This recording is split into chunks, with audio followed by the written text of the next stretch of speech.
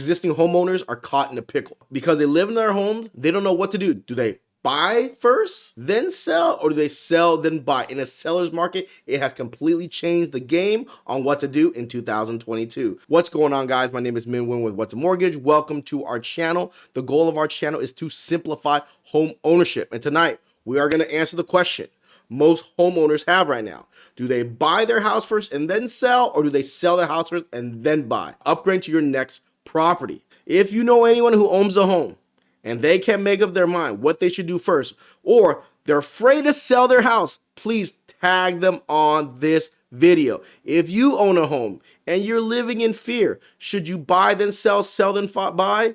This is the video for you. Are you trying to upgrade to your next home or your forever home? A lot of people are in that stage. Is it the next home or is it the dream home? But these are the common issues people have when they're upgrading. You need money from your current equity to upgrade. You need to sell your home in order to qualify for your next one. Lenders might hit you with both mortgage payments right now, or afraid to sell your home first before buying your next home. No one wants to be homeless. Remember, pending sales right now don't work in a seller's market. That's why so many people who own homes are afraid to list their property. They're in those dilemmas. They need the money from their current home because some people just don't have the money in the bank. They don't want to come in with 3% down or 5% down. They want to come in with 20% down from their equity and not have PMI. Why not? They've earned their right, but they need to sell their house to get a hold of that money to put the 20% down, or they need to sell their house because a lot of lenders, when they're qualifying you, they're hitting you with both mortgage payments because the current home is not sold yet and it's not rented out. They're hitting you with a current mortgage payment and your new mortgage payment. And a lot of people don't qualify with both payments. And probably the biggest fear right now is it's easy to sell your house. It's not easy to buy a house because there is a lack of inventory. So a lot of homeowners don't want to be homeless. They sell their house. Someone buys like this, they get their cash, but they can't find a home. And it's been 2 months. Typically, when you sell a home, you can ask for a 60-day rent back because the person who buys your home and they get financing offers, guess what? They have 60 days to move into it if they're buying it owner-occupied.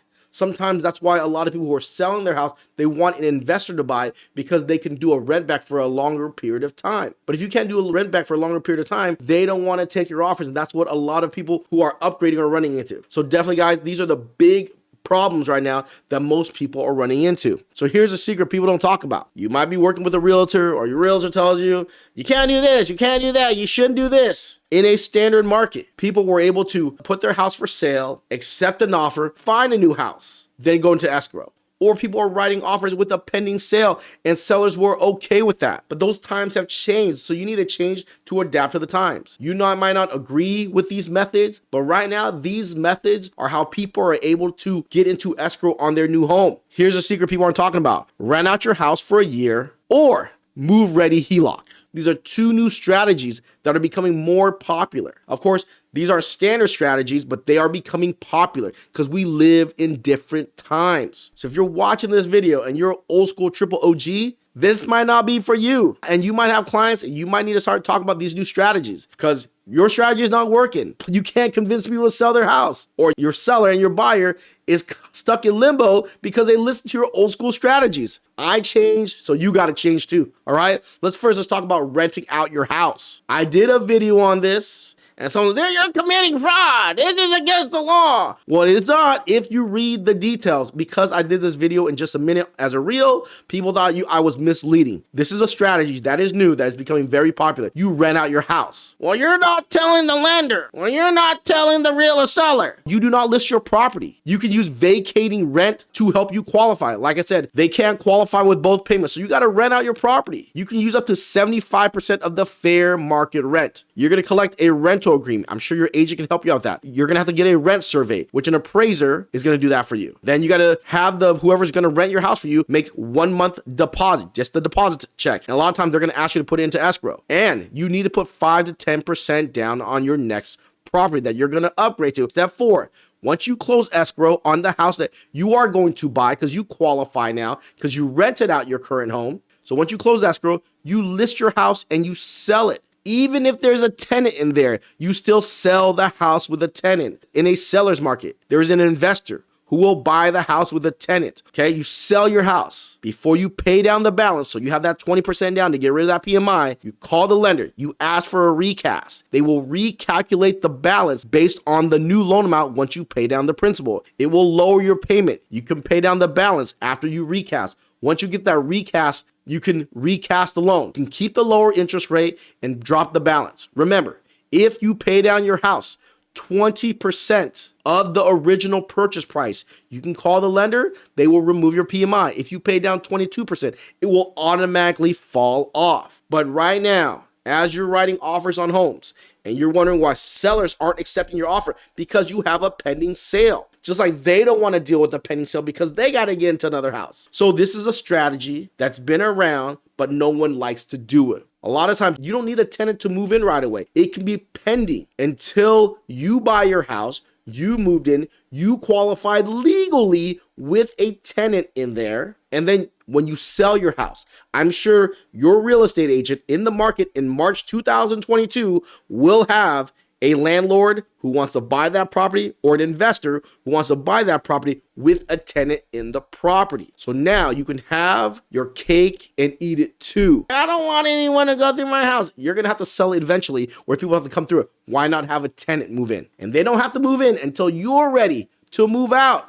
So you won't end up homeless. If you don't do that, you might end up homeless. People who sell their house and they got their money and they're ooh-wee, but then they can't get another home. Then now they're tied to another lease and they're paying rent. As time progresses, the payments get higher and higher. And guess what? They had a home and they sold it. Now they're shopped out of the market. So that is one great new strategy people are using to sell their house right now so they can get their next home or their dream home. Now, the second new strategy, the Move Ready HELOC, aka a lot of people call this a bridge loan, but I don't see a lot of lenders doing it yet, but more and more lenders are starting to do these Move Ready HELOC. This strategy, you get to list your home on the market, which is different than renting it out. When you rent it out, you can't list it. You don't have to accept an offer yet. Move Ready will advance up to 80% of your equity within 5 business days. So depending on how you qualify, you can get 80% of the money to put down on your next home. So when you're out there looking for homes, you can put on the contract how much you already have in the bank and that you buy this house. It's not pending on you selling the house. You have 80% of the money already. You get the rest of your money when you sign loan docs to buy your new home. The Move Ready HELOC is huge right now. Then you have 6 months to sell your home. In a seller's market, you will sell your home. Well, what about it turns into a buyer's market? So I want you to focus your eyes on one thing.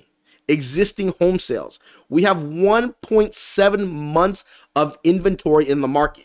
That means if you're watching this March 2022, we have 1.7 months. That means if no home went for sale, no new homes went for sale on the market, within 1.7 months, we would sell out all the inventory in the United States. So that's why it's still a seller's market. If we have between 7 to 9 months worth of inventory on the market, that means if today we have no more homes going on the market for sale, it would take 7 to 9 months to sell the rest of the inventory. That is a buyer's market. Then it might soften up a bit, but for now, you are safe. Once you buy your home, you use the Home Ready HELOC, you have 6 months to sell your house. Right now, it's taking about 5 minutes to get pre-approved for these Home Ready HELOCs. They use blockchain technology and it's done with a soft credit pool. So if you like the terms and you agree to it, you can move forward with it. And you haven't sold your house yet. Remember, they're not going to give you the money until your home is listed. They want to make sure you are selling your home. And there is a strategy. If you use the Move Ready HELOC, a lot of these companies that are providing these Move Ready HELOCs, guess what? They know you're selling. They're not going to hit you with the current mortgage payment. That is a big deal, guys. That means you're able to buy your new house in peace. I don't care if it's your first home or your second home. Selling or buying a home is not easy. You don't do it all the time. You're asking to borrow hundreds of thousands of dollars and you're receiving hundreds of thousands of dollars to pay off the current mortgage. There's a reason why guidelines are strict. They're trying to prevent foreclosures. So right now, if you own a home and you were dabbling about should I sell first, then buy, or should I buy, then sell? These are 2 new strategies that will help you make that decision. Because it is hard right now to buy a house, then sell, because some of you guys might not have the money. If you buy a house, then sell, you might have to qualify with both mortgage payments, which is not easy. But if you sell first to get the money, what happens if you don't find a house? What happens if it takes longer than 60 days and then your rent back is over? Or you can sell your house to someone who's going to let you live there for 6 months, but that is rare. They might move on to the next house. So right now, as you're out there thinking about selling your house, then buying, or buying your house, then sell, these are two options that might work perfect for you. All right, guys, hopefully you find this information useful. If you did, do me a huge favor. Please share, tag this video, okay? Also, guys, if you're not following by now, please hit the follow and notification button so you're notified every time we post content like this. All right, guys? And we want to end all our episodes with our attitude is gratitude. Without you, there is no us. So thank you so much and have a great night.